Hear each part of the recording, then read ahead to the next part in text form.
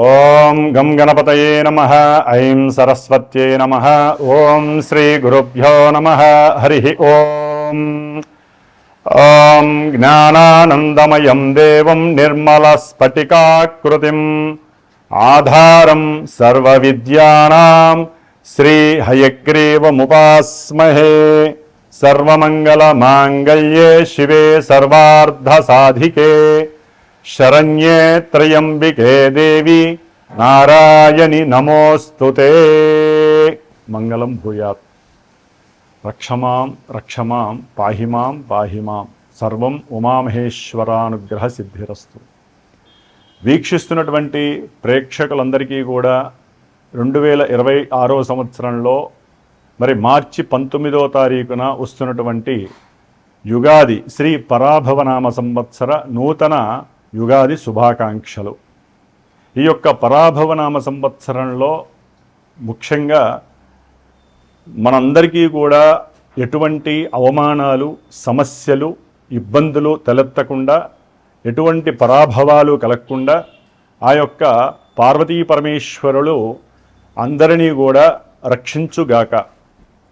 మరి పరాభవనామ సంవత్సరం అనగానే మనకి మేషాదిగా ద్వాదశ రాశి అయినటువంటి మీనరాశి పర్యంతము, అశ్విన్యాదిగా రేవతీ నక్షత్ర పర్యంతము కూడా నవగ్రహాలన్నీ కూడా ఆ యొక్క రాశుల్ని చక్కగా పరిభ్రమిస్తూ రవి, శుక్ర, బుధ, కుజగ్రహాలు నెలకి ఒకసారిన రాశిని మారుతూ, ముఖ్యంగా చంద్రుడు 2.5 రోజులకి కూడా ఒక్కొక్క రాశిని సంచరిస్తూ వివిధ రకాలైనటువంటి ఫలితాలను, మాస ఫలితాలను ప్రసాదించగా, మరి ఈ యొక్క 2026 సంవత్సరము పరాభవనామ సంవత్సరం మొత్తము కూడా అనగా 2027 సంవత్సరము ఏప్రిల్ మంత్ వరకు కూడా ముఖ్యమైనటువంటి గ్రహాలు గురుడు, శని, రాహువు, కేతువు.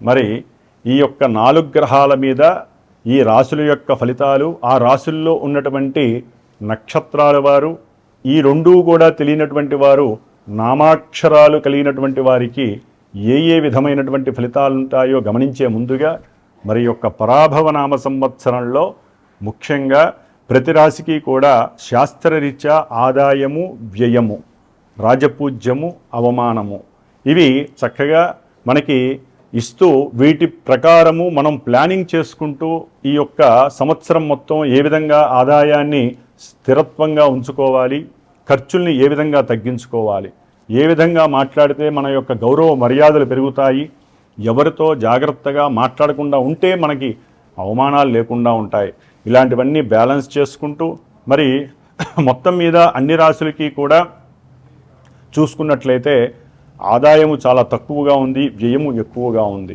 రాజ్యపూజ్యము తక్కువగా ఉంది, అవమానాలు ఎక్కువ ఉన్నాయి 12 రాశుల ప్రకారము చూస్తే మొత్తము కూడితే. అట్లాగే ఈ పరాభవనామ సంవత్సరంలో ఎటువంటి గ్రహణాలు లేవు. మన యొక్క భారతదేశానికి ఏ గ్రహణాలు కూడా వర్తించవు. అట్లాగే ముఖ్యంగా ఈ యొక్క శ్రీ పరాభవనామ సంవత్సరంలో రాజుగారు మనకి గురువారం అయింది కాబట్టి రాజుగా మరి గురుడు అంటే బృహస్పతి, అట్లాగే మంత్రిగా కుజుడు అనగా అంగారకుడు, సేనాధిపతిగా, అర్ఘ్యాధిపతిగా, మేఘాధిపతిగా చంద్రుడికి 3 పోర్ట్ఫోలియోస్ వచ్చినాయి. అట్లాగే శుక్రుడికి సస్యాధిపతిగా, అట్లాగే నీరసాధిపతిగా 2 పోర్ట్ఫోలియోస్ వచ్చినాయి. అట్లాగే రసాధిపతిగా రవికి పోర్ట్ఫోలియో వచ్చింది. బుధుడికి మరి అర్ఘ్యాధిపతిగా, ధాన్యాధిపతిగా మరి పోర్ట్ఫోలియో ఇచ్చారు. కాబట్టి ఉన్నంతలో శని భగవానుడికి ఎటువంటి అధికారత్వం లభించలేదు. అయితే ఇక్కడ రాజుగారిగా ఉన్నటువంటి గురుడు వలన రాజ్యాలను పరిపాలించేటటువంటి వారు, ప్రపంచంలో ఏ రాజుగారైనా సరే, అంటే పిఎంలు కావచ్చు, సీఎంలు కావచ్చు, రాజకీయ నాయకులు ఎవరైనా సరే, ప్రజలని ఉద్ధరించే వాళ్ళు ఎవరైనా సరే జ్ఞానముతో మెలగాలి, చక్కటి సంభాషణలు చేసుకోవాలి, సంప్రదింపులు చేసుకోవాలి. వీలుంటే ముఖ్యంగా జ్ఞానవంతులైనటువంటి ఎంతోమంది ఆధ్యాత్మికవేత్తలతో వారి యొక్క ఫ్యూచర్ అంటే ప్రజలకి ఏ విధంగా అయితే లాభపడతారో దాని గురించి, రాజ్యము నిలబడటానికి, రాజ్యంలో సంపద స్థిరంగా ఉండటానికి, దానికి సంబంధించినటువంటి మరి పురోహితాదుల్ని కానీ జ్యోతిష్కుల్ని కానీ ఎంతోమంది ఆధ్యాత్మిక పండితుల్ని కలిసి వారితో గురువుల యొక్క ఆశీర్వచనాలను పొంది వారు సూచించిన విధముగా మరి రాజులుగా చలామణి అవుతున్నటువంటి ప్రభుత్వ నాయకులందరూ కూడా ఎన్నో రకాలైనటువంటి హోమాదులని, జపాదులని, పూజలని, అభిషేకాదులని కూడా మరి రాష్ట్రము, దేశము, జిల్లాల వ్యాప్తిగా చేసుకుంటూ మనకున్నటువంటి గ్రహస్థితిలో మంత్రిగా కుజుడు వచ్చాడు. మరి ఈ కుజుడు అంటేనే ఎన్నో రకాలైనటువంటి యుద్ధాలని, అట్లాగే అగ్నిచేత వనాలని, గామాదులని, ఎన్నో రకాలైనటువంటి పట్టణాదులని కూడా దహింపజేసేటటువంటి గ్రహము ఈ కుజగ్రహము. కాబట్టి అట్లాగే సేనాధిపతిగా మరి మహానుభావుడు మేఘాధిపతిగా, అర్ఘాధిపతిగా వచ్చినటువంటి చంద్రుడి వలన విశేషమైనటువంటి మేఘాదులు వర్షిస్తాయి, పంటలు పండుతాయి, కాస్త రేట్లు కూడా ధరలు ఎక్కువగా పెరిగే అవకాశం ఉంటుంది పంటలకి సంబంధించి. అట్లాగే గోవు చక్కగా అధికమైనటువంటి పాలని సమృద్ధిగా ఇచ్చేటటువంటి పరిస్థితి కూడా ఉంటుంది. శుక్రుడు వలన ఎన్నో రకాలైనటువంటి వస్త్రాలు, చేనేత వస్త్రాలు కావచ్చు, బంగారపు ఆభరణాలు, వెండి ఆభరణాలు, వెండికి సంబంధించి కానీ, అట్లాగే ఎన్నో రకాలైనటువంటి వాహన యంత్ర పనిముట్లు ఇవన్నీ కూడా రేట్లు పెరగడానికి అవకాశాలు ఉన్నాయి. అట్లాగే రసాధిపతి అయినటువంటి రవి వలన మరి నూనె వస్తువులు, ముడి సరుకులు యొక్క అంటే మనకి క్రూడాయిలు అంటే పెట్రోలు, డీజిలు, కిరసనాయిలు, అట్లాగే గ్యాస్కి సంబంధించినటువంటి ఎన్నో రకాలైనటువంటి రేట్లు పెరగటానికి అవకాశాలు ఎక్కువగా ఉన్నాయి ఈ సంవత్సరం. కాబట్టి వీటన్నిటి పరంగా చూస్తే రాజులు అంటే మన రాష్ట్రాలని, దేశాలని పరిపాలించేటటువంటి వాళ్ళు బుద్ధితో, తెలివితేటలతో, మంచి వాక్కుతో, సంప్రదింపులతో, జ్ఞానంతో ప్రవర్తిస్తూ దేశంలో, ప్రపంచంలో ఉన్నటువంటి సామాన్యమైనటువంటి ప్రజలను రక్షించే ప్రయత్నం మాత్రమే చేయాలి. కానీ వారి యొక్క అధికార వాంఛ కోసము, అట్లాగే అధికార సంపద యొక్క కోరిక అంటే సంపదలను పెంచుకోవాలి, మన దేశము, మన రాజ్యమే బాగుండాలి, నేనే గొప్పవాడిగా ఉండాలనేటువంటి ఆకాంక్షను తీసివేసి మన దేశము, మన దేశంలో ఉన్నటువంటి ప్రజలు, మన యొక్క దేశంలో ఉన్నటువంటి సంపదల్ని కాపాడుకునే ప్రయత్నాలు భాగంగా మరి దేశాన్ని రక్షించేటటువంటి పురోహితాదులు కానీ, ఎంతోమంది పండితులు కానీ విపత్తులు కలిగినప్పుడల్లా ఇప్పుడు ప్రజెంట్ మరి ఎన్నో రకాలైనటువంటి యుద్ధాలు జరుగుతున్నాయి దేశాల మధ్య. దానివలన ఎన్నో రేట్లు పెరిగే అవకాశాలు ఉన్నాయి. ఇక్కడ అవినీతి, మోసము అన్నీ కూడా చక్కగా చారులు చేస్తుంది. కాబట్టి దానికి సంబంధించినటువంటి హోమాదుల్ని చేస్తూ ప్రజలని ఎటువంటి కక్షలు, ఎటువంటి ఇబ్బందులకి గురి చేయకుండా ఉండేటట్టుగా చక్కగా దైవానుగ్రహాన్ని అందరూ పొందాలి. ప్రతి ఒక్కరూ ఇళ్లల్లో చక్కగా విష్ణు సహస్రనామ పారాయణ చేయటం ద్వారా, అట్లాగే దైవాన్ని ఎక్కువగా ఆరాధించడం ద్వారా, సనాతన ధర్మంలో ఉన్నటువంటి వారు కావచ్చు, వేరే మతస్థులు ఎవరైనా సరే వారి యొక్క దేవుళ్ళని ప్రార్థన చేసుకుంటే మనకి జరిగేటటువంటి ఈ యొక్క యుద్ధాలన్నీ కూడా ఈ మార్చి 20 తర్వాత కాస్త తగ్గుముఖం పడతాయి. మళ్ళీ ఏప్రిల్ 3వ తారీఖు నుంచి 5వ తారీఖు నుంచి కూడా కుజుడు, శని కలవటం ద్వారా విపరీతమైనటువంటి జల గండాలు అంటే నీటికి సంబంధించినటువంటి నీటిలోని వస్తువుల వలన నీటిలో ఉన్నటువంటి పర్వతాలు, అగ్నిపర్వతాలు పేలటము, లేకపోతే జలగండాలు, ఇలాంటివి ఇంకా ఎన్నో రకాలైనటువంటి సమస్యలు ఉద్భవించే అవకాశాలు ఉన్నాయి. కాబట్టి ప్రతి ఒక్కరూ ఈ మే 10 వరకు కూడా, ఏప్రిల్ నెల మొత్తము కూడా హనుమంతుడికి సంబంధించిన హోమాదులు కానివ్వండి, హనుమాన్ చాలీసా పారాయణలు, సుందరాకాండ పారాయణలు, ఈ విధంగా హనుమంతుల వారిని ప్రార్థించడం ద్వారా కుజశనుల యొక్క కలయిక వలన రాష్ట్రాలు, దేశాలు నాశనం అవ్వకుండా ఎటువంటి యుద్ధాలైనా సరే ఆగిపోయే ప్రయత్నము ఒక్క హనుమంతుల వారు మాత్రమే చేయగలరని ఆశిస్తూ, మరి ఈ యొక్క పరాభవనామ సంవత్సరంలో మేషాది రాశి పర్యంతము కూడా మీనరాశి వారికి ఏ విధంగా వారి యొక్క ఫలితాలు శుభంగా ఉంటాయా, కొన్ని ఇబ్బందులు ఉంటాయో తెలుసుకునే ప్రయత్నం చేస్తూ అందరికీ కూడా ఈ పరాభవనామ సంవత్సరం చాలా చాలా సౌఖ్యపరమైనటువంటి సిరి సంపదల్ని ప్రసాదిస్తూ, ఉన్నత వృత్తి, ఉద్యోగ, వ్యాపారాదుల్ని వృద్ధి చేస్తూ, అఖండమైనటువంటి సిరి సంపదలను కలుగజేస్తూ, విశేషమైనటువంటి ప్రాధాన్యతని, గౌరవ మర్యాదల్ని పెంచాలని ఆశిస్తూ, ఓం శతమానం భవతి శతాయు పురుష శతేంద్రియ ఆయుష్యేవేంద్రియే ప్రతిష్టతి. మేషరాశి వారికి ఈ పరాభవనామ సంవత్సరంలో ఆదాయము 11, వ్యయము 5, రాజపూజ్యము 2, అవమానము 4. కాబట్టి వీరున్నంతలో జాగ్రత్తగా లాభం వచ్చినటువంటి ఆదాయాన్ని కాపాడుకుంటూ వ్యయాన్ని తగ్గించుకుంటూ వెళ్ళాలి.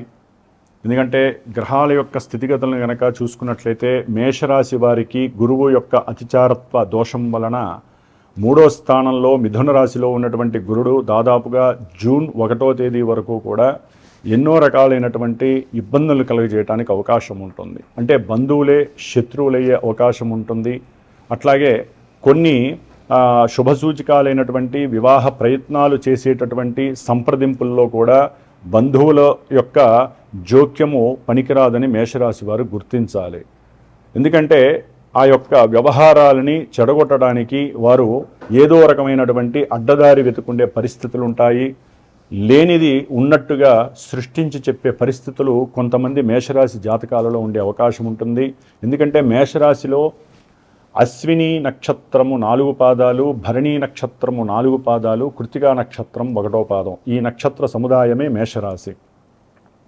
అట్లాగే మేషరాశి వారికి ఈ యొక్క గురుడు దాదాపుగా జూన్ 2వ తేదీ నుండి అక్టోబర్ 31వ తేదీ వరకు కూడా చతుర్థ స్థానమైనటువంటి ఉచ్చస్థితి అయినటువంటి మిత్రరాశి అయినటువంటి కర్కాటక రాశిలో ప్రవేశించినప్పుడు ఈ మధ్యకాలంలో విద్యార్థులకి కొంత ఊరట కలగడానికి, అంటే ఉన్నతమైనటువంటి విద్యల కోసము విదేశాలకు వెళ్ళడానికి చేసే ప్రయత్నాలు కొంచెం సఫలీకృతం అయ్యే అవకాశం ఉంటుంది. అయితే కొంత మాతృ సంబంధిత విషయాలయందు ఆరోగ్యపరమైనటువంటి ఇబ్బందుల వలన తండ్రి గారికి సరైనటువంటి గృహాన్ని పోషించేటటువంటి శక్తి లేక వీరి యొక్క ఉన్నతమైనటువంటి చదువుకి సంబంధించిన విదేశాలకు వెళ్ళడానికి ప్రోద్బలము లభించే అవకాశము చాలా తక్కువగా ఉంటుంది. అట్లాగే మిత్రువులు శత్రువులయ్యే అవకాశం ఉంటుంది. ఈ గురుగ్రహ వలన కొంతమంది తమ యొక్క ఆస్తుల విషయంలో కూడా కొన్ని జాగ్రత్తలు తీసుకోవాలి. ఆస్తులు భూములు జప్తు జరిగే అవకాశం ఉంటుంది. పరిశ్రమలు నెలకొల్పినటువంటి పారిశ్రామికవేత్తలకి కూడా కొంత ఆగమ్య గోచరమైనటువంటి పరిస్థితులు కనిపిస్తున్నాయి. సౌఖ్యహీనత్వం కలగడానికి అవకాశం ఉంటుంది. ముఖ్యంగా ఏదైనా సరే గృహాలు వాహనాలు కొనేటటువంటి మానసిక సంకల్పము అధికమవుతుంది. ఈ యొక్క పరాభవనామ సంవత్సరంలో అక్టోబర్ ఎండింగ్ వరకు వీరు ఆ ప్రయత్నాలు చేస్తూ ఉండేటటువంటి అవకాశం ఉంటుంది. కానీ ఫలించటానికి చాలా చాలా కష్టసాధ్యంగా ఉంటుంది. చదువు విషయంలో కూడా అడుగడుగునా ఆటంకాలు కలగడానికి మేషరాశి వారికి అవకాశాలు ఎక్కువగా ఉన్నాయి. ఎంత కష్టపడ్డా కూడా ఏలినాడి శని ప్రభావం కానివ్వండి, ద్వాదశంలో ఈ యొక్క శని భగవానుడు పూర్తిగా ఈ సంవత్సరం అంతా కూడా ఈ రాశిలోనే ప్రయాణం చేయటం ద్వారా బుద్ధి వికలత్వము, మానసికంగా ఏదో తెలియని నిరీక్షణ, ఇంకా ఎన్ని రోజులు ప్రతి విషయంలో నిరీక్షించాలి అనేటటువంటి నిర్లిప్తతతో పూర్తి నిరుత్సాహము, ఒంటరి పోరు చేయవలసినటువంటి అవసరం ఉంటుంది. అట్లాగే కుటుంబంలో సరైనటువంటి ఆర్థిక ఔన్నత్యము లేక, అట్లాగే కుటుంబంలో సరైనటువంటి సహకారము, కుటుంబ పోషణ లేక, తినేటటువంటి తిండి కూడా వారికి వంట పట్టక ఏమి చేయాలో అర్థం కాని పరిస్థితి, వృత్తి ఉద్యోగ వ్యాపార విషయాలలో వీరికి కొన్న స్వల్ప నష్టాదులు కలగడానికి అవకాశము అక్టోబర్ ఎండింగ్ వరకు ఉంటుంది. తదుపరి గురువు యొక్క పంచమ స్థాన స్థితి, అంటే నవంబర్ నుంచి జనవరి 24వ తేదీ వరకు కూడా, అంటే 2027 జనవరి 24 వరకు గురువు యొక్క అత్యంత యోగదాయకమైనటువంటి పరిస్థితి వీరిని ఆరోగ్యరీత్యా కాపాడుతుంది. పుత్ర సంతానము కలుగుతుంది. విపరీతమైనటువంటి ఆర్థిక ధనలాభాదులు, అంటే షేర్స్ కానీ స్టాక్ మార్కెట్లు కానీ లేదా ప్రభుత్వ రంగ ఉద్యోగులకి ఏదో విధమైనటువంటి మంచి లాభదాయకంగా ఉండటానికి అవకాశం ఉంటుంది. దైవాన్ని స్మరించేటటువంటి సమయం దొరుకుతుంది. తీర్థయాత్రలు చేస్తారు. ఎందుకంటే మనకి జూన్ 2వ తేదీ నుండి జూన్ 13 వరకు కూడా సార్ధ త్రికోటి సహిత మరి యమునా నది పుష్కరాలు జరుగుతున్నాయి. కాబట్టి వీరు ఏదైనా సరే ఆ యొక్క నదీ తీర్థాలకు వెళ్ళి పుణ్యాన్ని మూటగట్టుకోవాలనే సంకల్పం చేస్తూ ఉంటారు. కాబట్టి ఏది ఏమైనప్పటికీ కూడా ఈ నవంబర్ 1వ తేదీ నుండి కూడా జనవరి 24 వరకు కూడా గురుడు యొక్క బృహస్పతి యొక్క అనుగ్రహము వీరిని కాపాడుతుందనే చెప్పుకోవాలి.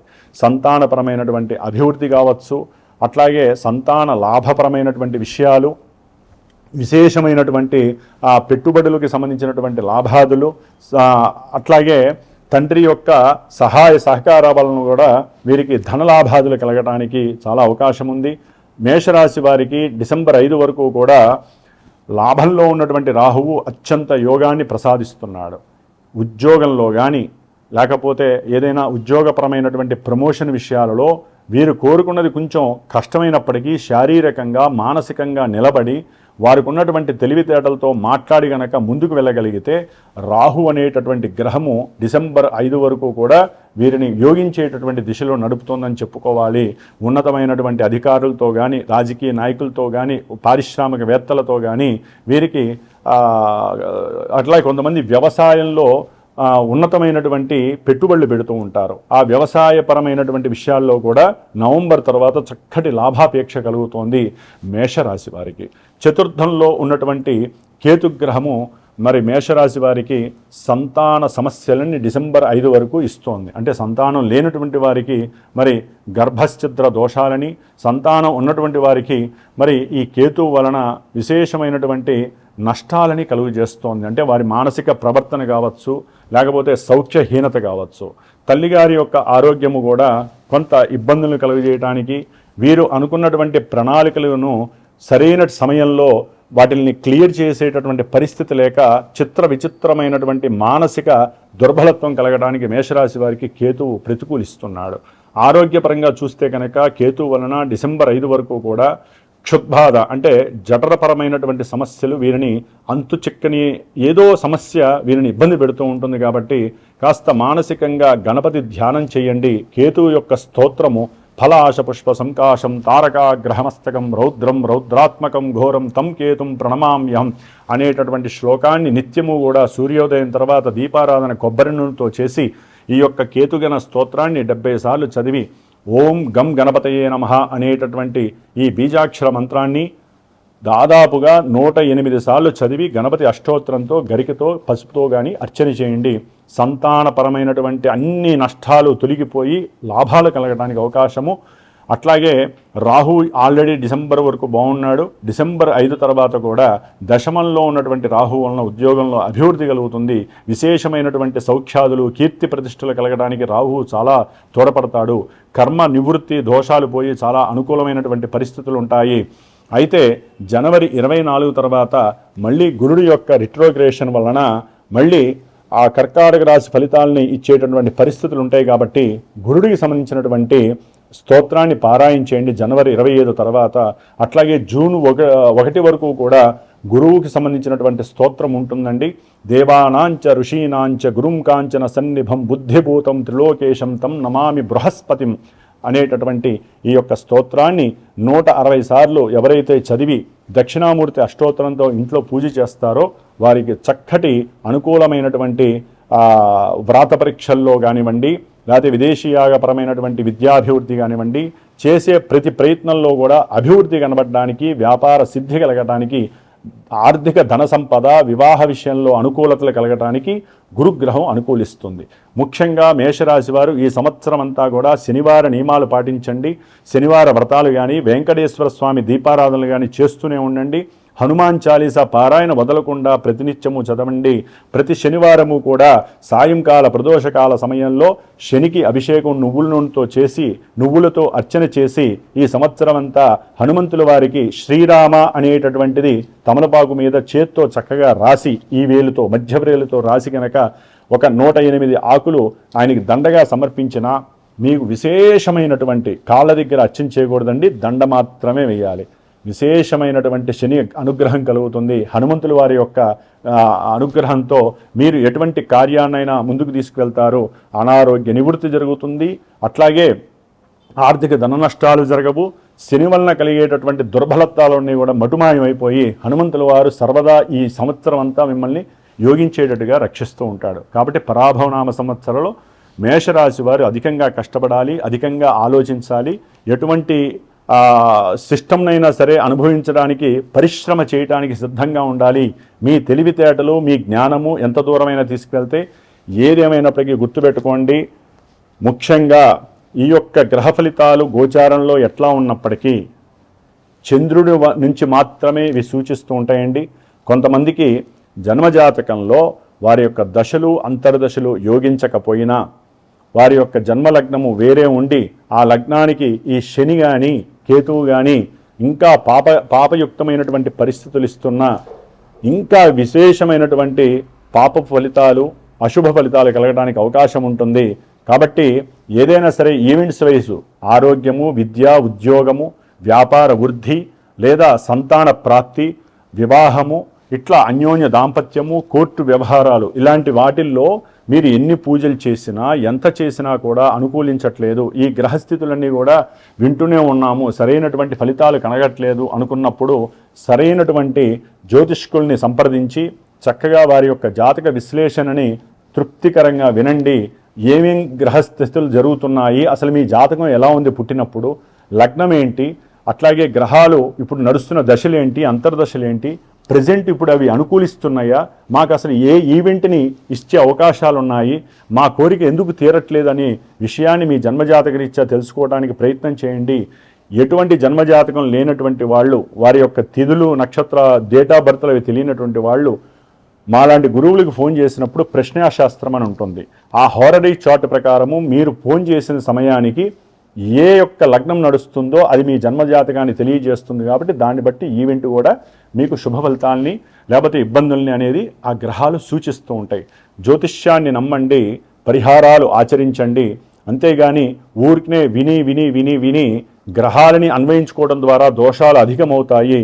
విన్నప్పుడు గురువు ఏదైతే దోషపరిహారం చెప్పాడో ఆ దోషపరిహారం ఆచరించడం ద్వారా మానసిక ప్రశాంతత కలుగుతుంది, శరీర దుర్బలత్వాలు తొలగిపోతాయి. ఓం శ్రీ నమో నారాయణాయ నమః, ఓం శ్రీం నమో నారాయణాయ నమః ఈ మంత్రాన్ని పఠించడం ద్వారా మేషరాశి వారికి అఖండమైనటువంటి ధనవృద్ధి కలుగుతుంది.